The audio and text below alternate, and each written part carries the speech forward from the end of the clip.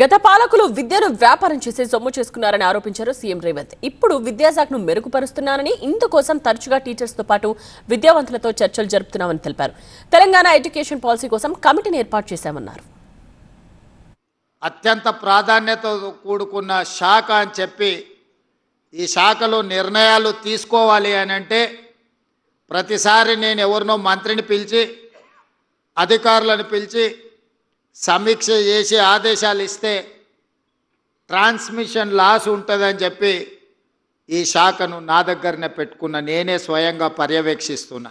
తెలంగాణ రాష్ట్రంలో ఆ 10 సంవత్సరాలు కేజీ టు పీజీ ఉచిత నిర్బంధ విద్య అమలు జరిగిందా, లేకపోతే మారుమూల ప్రాంతాలలో ఉన్న సింగిల్ టీచర్ పాఠశాలలు మూతబడ్డాయా, మీరే విశ్లేషించుకోండి అని చెప్పి నేను ఈ సందర్భంగా చెప్పదలుచుకున్నా. వివరాలు నాకంటే మీకు ఎక్కువగా తెలుసు. ధనిక రాష్ట్రమని సంవత్సరానికి 3 లక్షల కోట్ల రూపాయల బడ్జెట్ అని చెప్పిన పాలకులు పిల్లలకు ఒక మంచి భోజనం పెట్టాలి, వాళ్ళకు కొంచెం మెరుగైన వసతులు కల్పించాలి అని ఆనాటి పాలకులు ఆలోచన చేయలే.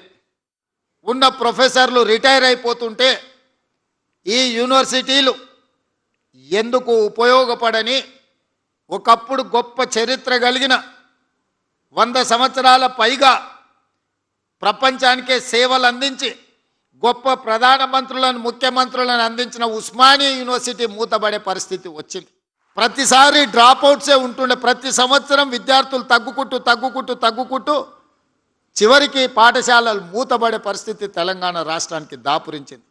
అక్కడి నుంచి ఈ సంవత్సరం మనం పెట్టిన ఎఫర్ట్స్ తోటి 3 లక్షల మంది విద్యార్థులు అదనంగా ఈరోజు ప్రభుత్వ పాఠశాలల చేరినరు అని అంటే నేను మనస్ఫూర్తిగా మా టీచర్లను నేను అభినందిస్తున్నా. మొన్న నేను ఆర్డర్ ఇచ్చిన తెలంగాణ ఎడ్యుకేషన్ పాలసీని ప్రిపేర్ చేయండి అని పెద్దలు కేశవరావు గారిని చైర్పర్సన్గా పెట్టి కడేం శ్రీహరి గారిని, అక్నూర్ మురళి గారిని, మా ఎడ్యుకేషన్ డిపార్ట్మెంట్లో ఉన్న అధికారులను కలిపి తెలంగాణ ఎడ్యుకేషన్ పాలసీ చేయడానికి ఒక కమిటీని అపాయింట్ చేసినాం. తెలంగాణ కూడా ఒక నూతనమైన ఎడ్యుకేషన్ పాలసీ కావాలి. ఆ ఎడ్యుకేషన్ పాలసీ పేద పిల్లల జీవితాలలో వెలుగులు నింపాలి.